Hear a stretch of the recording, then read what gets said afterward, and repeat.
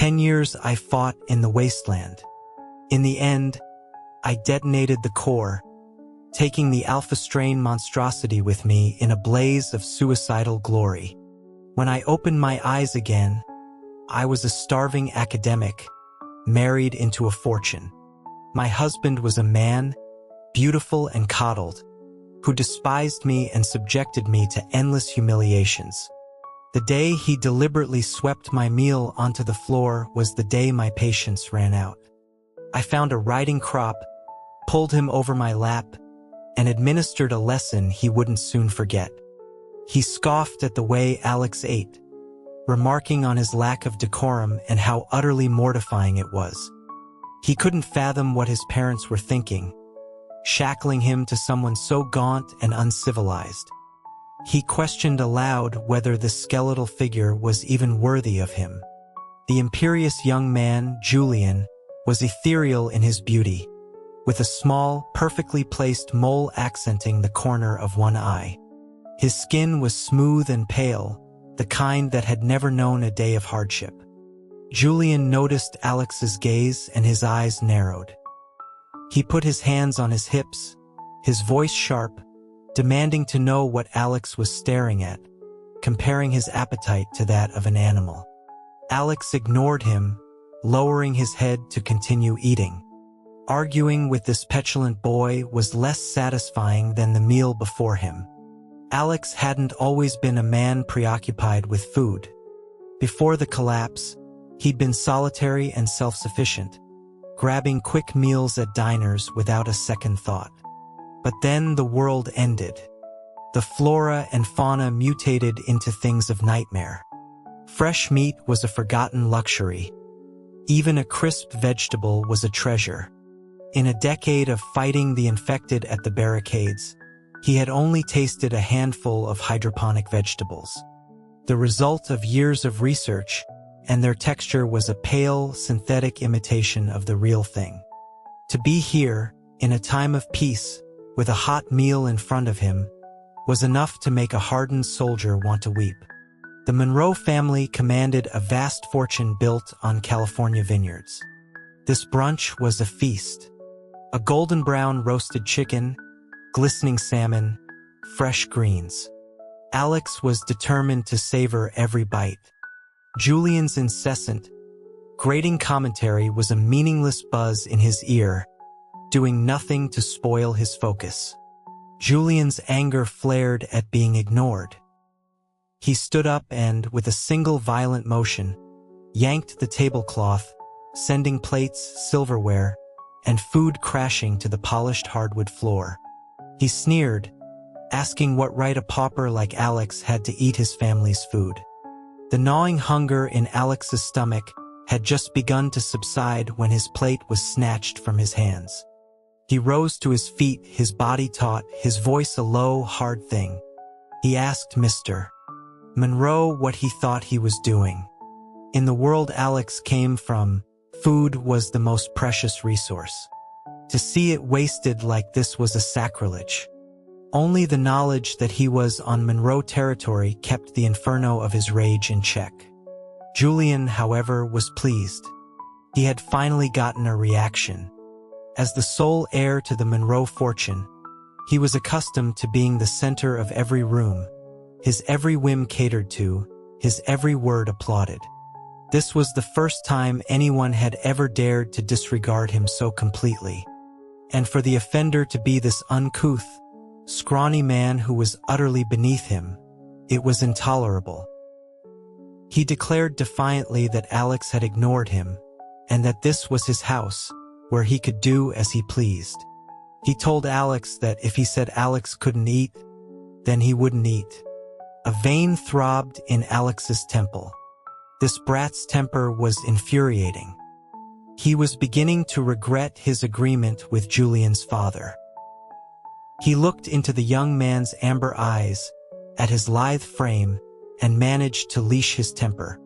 He stated that if Julian couldn't speak with civility, there was nothing to discuss. Julian shot back that he had no intention of speaking civilly to an ugly man, sneering that he wasn't fooled by this arrangement.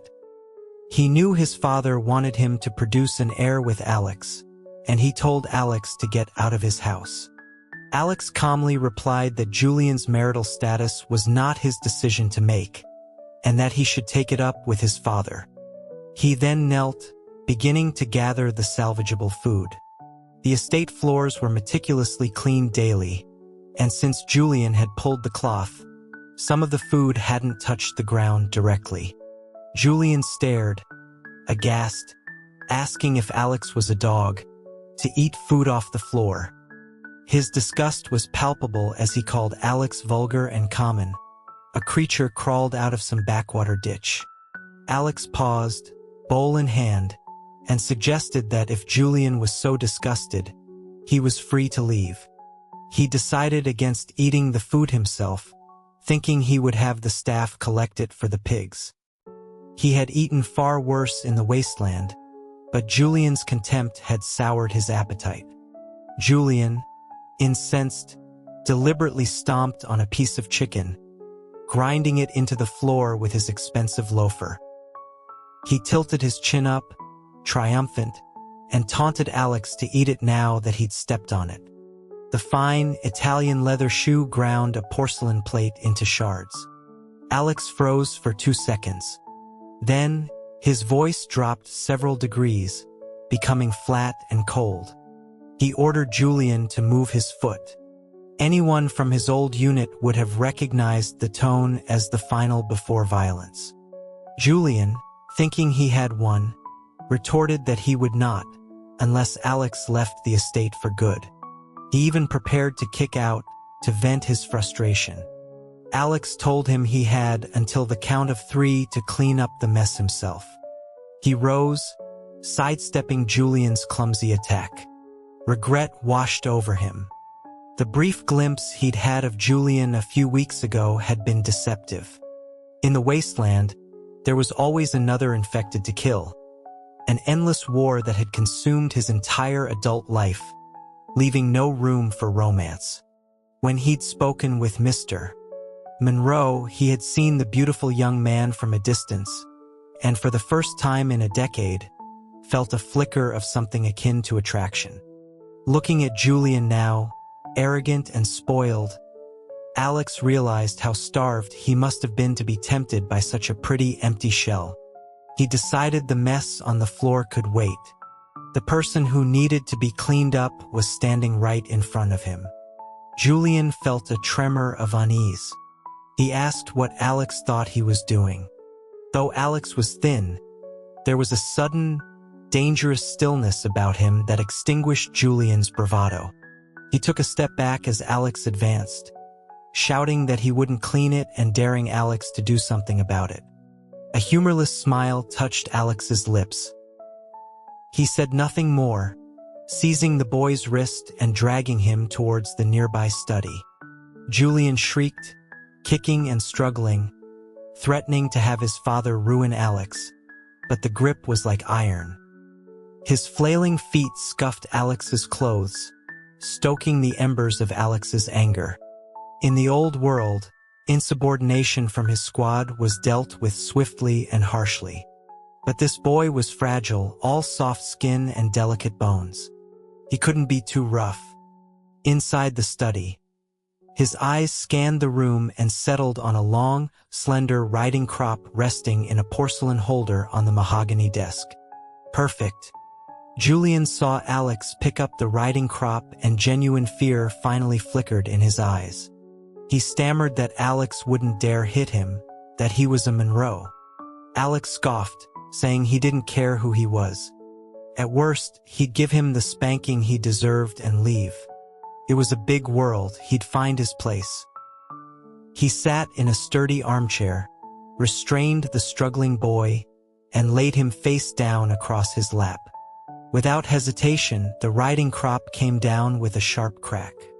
Julian screamed, a mixture of shock and outrage.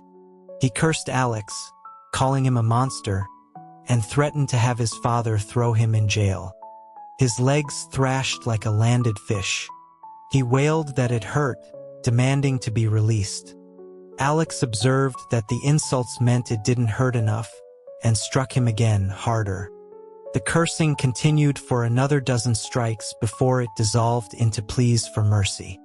The arrogant, defiant boy went limp, his body soft and boneless as he sobbed, all the fight gone out of him.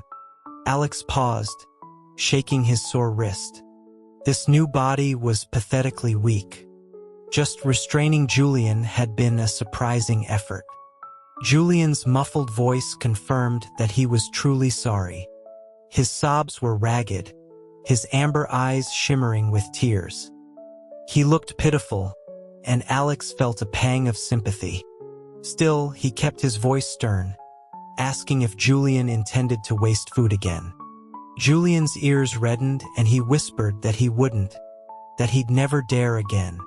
Alex then told him to go clean up the mess in the dining room. Julian instantly stiffened, protesting that it was the staff's job. Alex raised the riding crop in a silent, questioning gesture. Julian flinched, covering his backside with his hands, and scrambled to his feet. He mumbled that he would go clean it right away and fled the room as if escaping a fire. With the commotion gone, the study was quiet again. Alex returned the riding crop to its holder. His mind replayed the chaotic events of the past few weeks. It had all started half a month ago, after the Alpha strain led a horde of 500,000 infected to assault Fortitude City. The base's entire defense force had mobilized, but the creature was too powerful. As the defenses crumbled, Alex, the strongest of the bio-augments, made his choice. He went out to meet it, a walking bomb, and took it with him. He never expected to survive the blast, let alone wake up in another time. This world was different. There were 3 sexes: men, women, and carriers.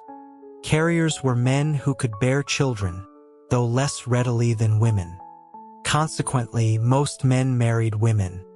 Only the poor or desperate would marry a carrier.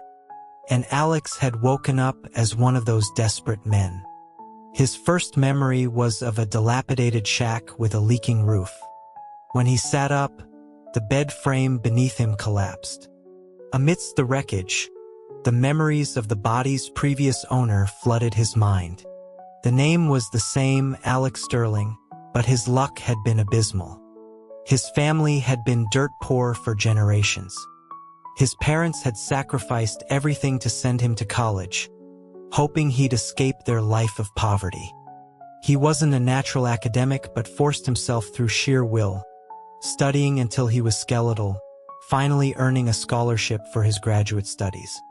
But a month before his dissertation defense, his father died in a construction accident. Alex had to take 3 years off. When he returned, depleted of savings, he failed his defense. His mother, already frail, had worked herself to illness to support him. He sold what little they had to give her a proper burial, then fell into a deep depression and starved to death alone in his room. The first thing the new Alex did was check the refrigerator. It was empty. Even a mouse would starve in this place. He found some clean clothes and stumbled outside, looking for food. The apartment was on the edge of town, desolate. He walked until he saw an orchard. Stealing wasn't his nature, but he felt he was hours from collapsing. He picked a few peaches, wiped one on his shirt, and bit into it. The explosion of sweet juice in his mouth was a revelation. It filled a void in his soul that had been empty for a decade. He ate as he walked towards the city center, his mind racing. He had to make money, fast. His augmented abilities were gone. The original Alex's memories suggested manual labor at the docks, but this frail body would break. He had to cherish this second chance at life. As he pondered his options, he saw a notice posted outside a grand estate. The Monroe family was seeking a husband for their son. He hesitated between the indignity of being a kept man and starvation. Just then, a gleaming luxury car pulled up.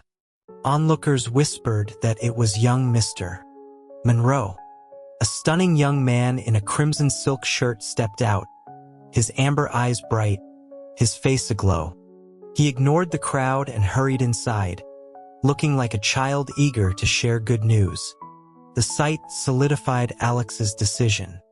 There was no shame in taking the easy road. The line of applicants was long. He waited his turn. Mr. Monroe was a formidable patriarch. His wife, Eleanor, a woman with a kind but shrewd face. They had been devoted to each other their whole lives, but complications during Julian's birth meant he was their only child. Among a sea of gold diggers, Alex won out with a few key qualifications. He was willing to sign the prenup, take no other partners, and his parents were deceased. Once the Monroes confirmed he understood the terms, especially the fidelity clause, they seemed satisfied. And so, he had entered the Monroe estate, only to find the beautiful, delicate boy was an absolute tyrant. Back in the present, Alex massaged his temples. He had just disciplined Julian. He could only imagine the storm that would break when his parents returned. Meanwhile, Julian had practically tumbled out of the study. The fiery sting on his backside was a humiliating reminder of what had just happened. He had never been so much as spoken to harshly by his parents, and now this gaunt, uncouth stranger had struck him. Shame and fury brought fresh tears to his eyes, but the memory of Alex's cold expression and the unyielding sting of the crop kept him from screaming. He limped towards the dining room, cursing Alex under his breath. The room was a disaster zone of broken porcelain, food, and wine staining the floor. His expensive shoes were soiled. The household staff stood at a distance, afraid to approach. Julian surveyed the wreckage, his humiliation burning. He, who had never lifted a finger for himself, was expected to clean this? But the throbbing in his rear was a powerful motivator. The fear of the crop won out over his pride. He sniffled and barked at the nearest maids to bring a broom and dustpan. He wouldn't do it himself, of course. He directed them, pointing out every last spot, demanding his shoes be replaced. Standing aside as they scurried to obey, he felt a suffocating resentment. This was all that wretched man's fault. He swore that when his parents came home, Alex would pay. Once the floor was pristine again, he fled to his bedroom and threw himself onto the bed, the tears coming freely once more. In the study, Alex's composure returned. He looked at his hands. The original Alex's body was far too weak. Subduing one pampered boy and wielding a light crop had left him feeling drained. In the wasteland, he could have thrown someone Julian's size 30 feet with one arm. He needed to rebuild his strength. Without his augmentations, a powerful physique was his only real asset in this world. As for Julian, he was beautiful, but his personality was like an untamed animal, all claws and teeth. Still, compared to the hollow-eyed, traumatized survivors of the wasteland, Julian's vibrant, spoiled energy was a kind of life force. This life as a kept husband was not going to be as simple as he'd thought. Towards evening, the sound of a car announced the return of Mr. and Mrs. Monroe from their weekend retreat. Julian, who had been listening for their arrival, shot out of bed, tears instantly welling in his eyes. He ran to them as they stepped out of the car, crying that they were finally back. They were startled to see their treasured son so distraught. Mrs. Monroe hugged him, demanding to know who had hurt him. Mr. Monroe's face darkened. Julian sobbed out a heavily ed version of the story, claiming Alex, that ugly man, had beaten him.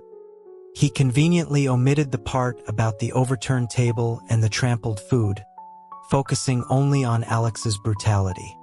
Mr. Monroe was enraged. He had chosen a husband for his son, expecting a docile, agreeable man who would stabilize the family line, not some violent thug who dared to lay a hand on his heir.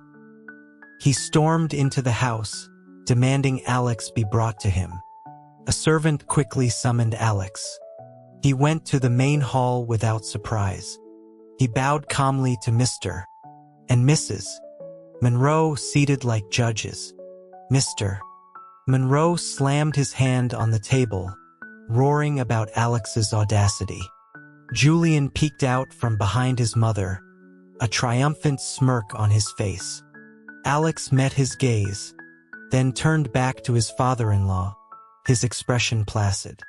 He informed Mr. Monroe that his actions were not without reason.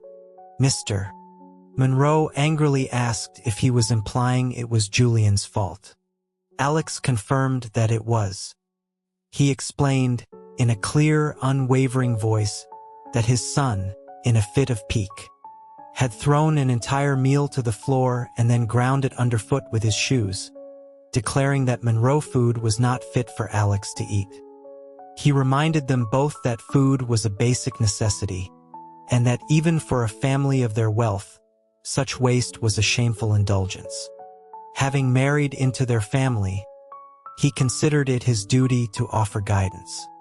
He concluded that his husband's behavior was inappropriate, and that a small measure of correction was necessary to teach him the value of things and to uphold the family's reputation. His speech was logical and well-reasoned, elevating the issue from a simple squabble to a matter of principle and family honor. Mr. and Mrs. Monroe were taken aback. They knew their son's temperament all too well.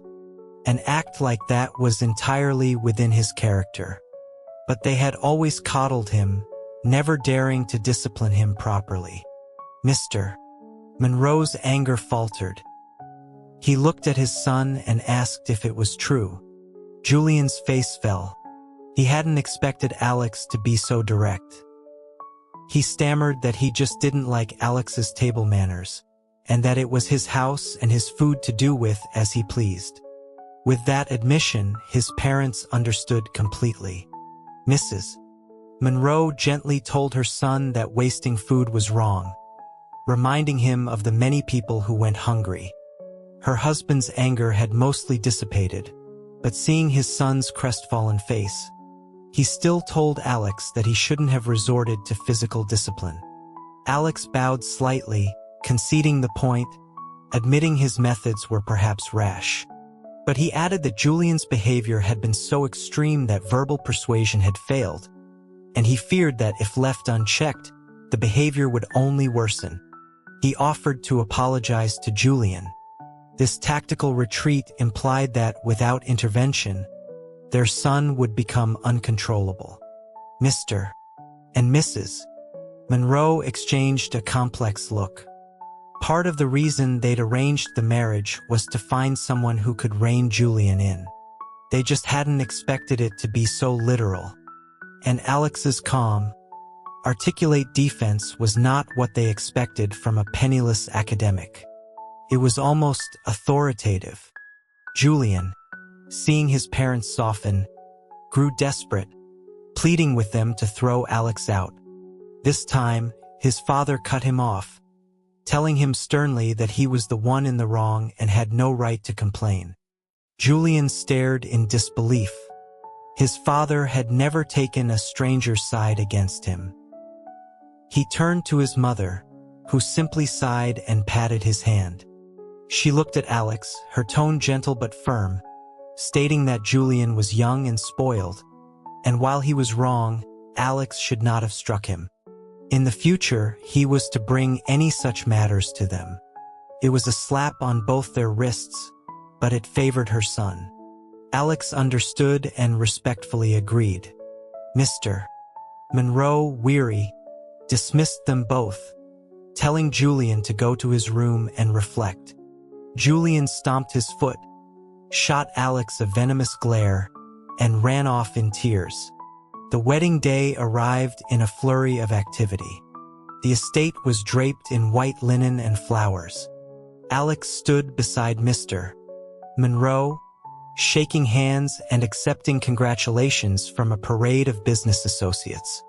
He drank glass after glass of champagne, his head swimming. Finally, the guests departed. He made his way to their suite. He found Julian already there, the veil discarded, happily munching on wedding cake. Julian announced that Alex was to sleep on the floor. Alex walked closer, picked up the ceremonial wine glasses, and noted they were empty. He wryly asked if Julian had drunk both. Julian retorted defensively that he had been thirsty. His cheeks flushed from the stolen champagne. Annoyed, he grabbed a handful of candied almonds from a nearby bowl and threw them at Alex, telling him to get out. Alex sidestepped the volley of nuts. He stated calmly that this was his room as well, and he wasn't leaving. He poured himself a glass of water. Julian, furious at his lack of intimidation, marched over to push him out, his steps unsteady. Alex caught his wrists easily. He told Julian in a low voice that it was their wedding night and asked if he was determined to make a scene that would embarrass his parents. The mention of his parents stopped Julian. He couldn't stand the thought of being the subject of town gossip. He yanked his hands free, stomped his foot, and reiterated that Alex would sleep on the floor. Alex glanced at the plush rug, then at the enormous, inviting bed. He asked why he should. The bed was more than large enough for two. Julian sputtered that he would never share a bed with him. Alex presented an ultimatum. Either they share the bed, or he would call Mr. and Mrs. Monroe to mediate. Julian, seeing he was beaten, turned his back, climbed into bed, and wrapped himself in the duvet like a burrito, facing the wall. A muffled voice from the cocoon warned Alex not to touch him. Alex smiled to himself. He extinguished the lights, leaving only the soft glow of a bedside lamp. He removed his jacket and lay down on his side of the bed. The bundle of blankets beside him went rigid. He feigned sleep, his breathing evening out. After a long while, the tense form next to him relaxed. Soon, the soft, steady sound of breathing filled the room. Alex opened his eyes. In the dim light, Julian looked peaceful, his long lashes casting shadows on his cheeks. Alex gently pulled the covers back over him. Life was long, and this was just the beginning. Sometime in the night, a warm, slender leg was thrown carelessly over his waist. The next morning, Julian woke to an unfamiliar warmth and pressure. He blinked, finding himself face to face with a solid, bare chest. His own leg was draped over Alex's middle, his arm slung around Alex's shoulder. He recoiled as if burned, scrambling to the far side of the bed, his face scarlet. Alex had been awake for some time, a habit from the wasteland. He opened his eyes slowly, feigning grogginess, and wished the mortified boy a good morning. Julian mumbled a reply, unable to look at him. After that, sharing a bed became an unspoken rule. Julian would still build a wall of pillows between them each night with a fierce not to cross it, but by morning, he would inevitably be tangled around Alex like a vine. Eventually, he gave up the pretense. After gaining back 20 pounds, Alex began a rigorous daily training regimen in the pre-dawn light. At first, Julian would yell at him for the noise, but after a few days, he started watching from a crack in the curtains, mesmerized by the powerful, rhythmic movements. The ugly man wasn't so ugly anymore, he thought, especially when sweat slicked the lean, growing muscles of his back. Alex was aware of the scrutiny but said nothing. One morning, he casually mentioned a new bakery in town, known for its chestnut pastries. Julian, who had a sweet tooth, feigned indifference but couldn't hide the interest in his eyes. He finally agreed, pretending it was a great imposition. On the street, Julian was captivated. When he stared longingly at a candy maker stall, Alex bought him an intricate spun sugar rabbit. Julian took it, murmuring that he hadn't asked for it, but the corner of his mouth twitched into a smile. After buying the pastries, he took an eager bite, his eyes closing in bliss. He instinctively offered the half-eaten cake to his companion, starting to say "Dad" before catching himself. He froze, hand outstretched, blushing furiously. Alex, smiling faintly, leaned in and took a bite from the pastry in Julian's hand, agreeing that it was delicious. Julian snatched his hand back, his heart hammering. The change in their relationship was gradual. It was in the way Alex shielded Julian from an overly friendly business partner, and Julian, for once, didn't complain. It was the way Alex would silently take the peppers Julian picked out of his food onto his own plate. It was in the small, quiet moments of care that slowly dismantled Julian's defenses. He started to see that his husband wasn't just a brute, but someone steady and capable. The more time they spent together, the more Julian began to rely on him, his calls of "Alex, come here," becoming more frequent and less demanding. One morning at breakfast, Mrs. Monroe served Julian a piece of poached salmon. The moment it reached his lips, he gagged, turning pale. Alex was at his side instantly, removing the plate and offering him a glass of water. Mrs. Monroe, alarmed, asked what was wrong. Julian, clutching his stomach, said he didn't know, but the smell suddenly made him ill. Alex gently rubbed his back, a suspicion forming in his mind. Mrs. Monroe had the same thought. She asked Julian, her voice soft, if his monthly cycle was on time. Julian paused, thought back, and his face paled further. It was more than 10 days late. He looked up at Alex, his amber eyes wide with panic and a sliver of hope. He didn't even recognize himself. He instinctively grabbed Alex's sleeve. Alex covered his hand with his own, a strange, profound feeling settling in his chest. He looked at Mrs. Monroe and suggested they call a doctor. The doctor arrived swiftly. After a careful examination, he smiled. He congratulated them, announcing that Julian was indeed pregnant, just over a month along. The news landed with a quiet thud.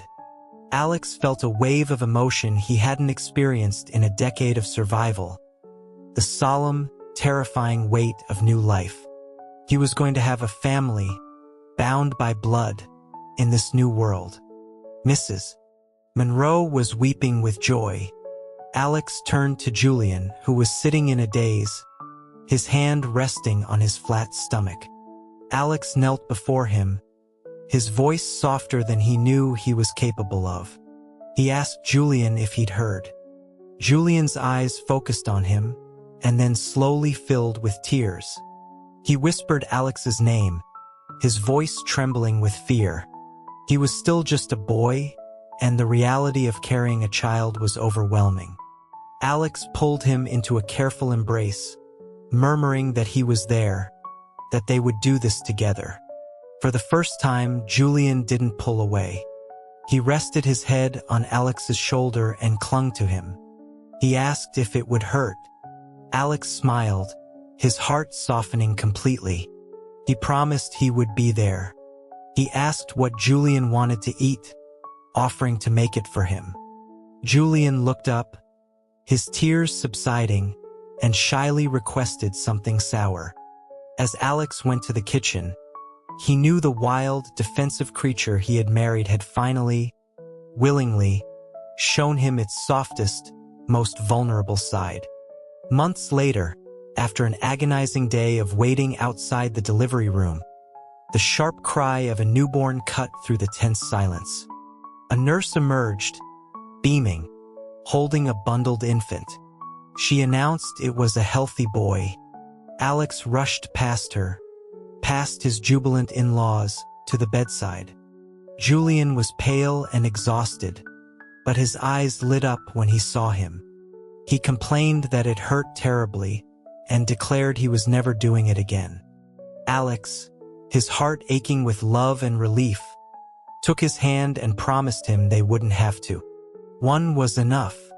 He gently wiped the sweat from Julian's brow.